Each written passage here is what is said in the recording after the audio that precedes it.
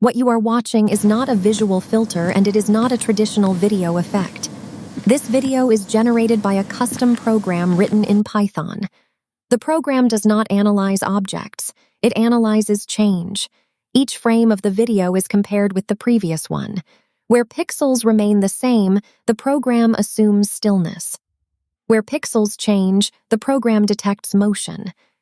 From this comparison, a motion map is created. This map represents only movement, not shape or identity. The program then keeps a short temporal memory of this motion.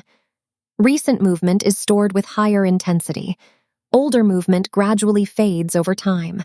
This creates motion trails, soft silhouettes representing previous positions of a moving subject.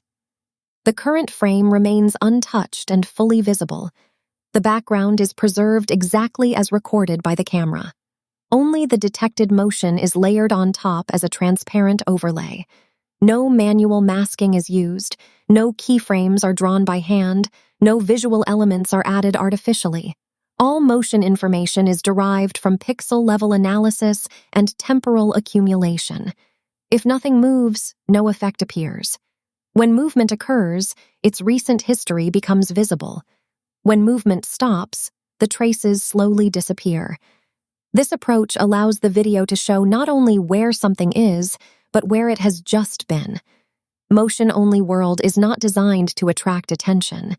It is designed to reveal structure. It shows reality as a sequence of changes rather than a collection of objects. This is not how humans see the world, it is how a program interprets it.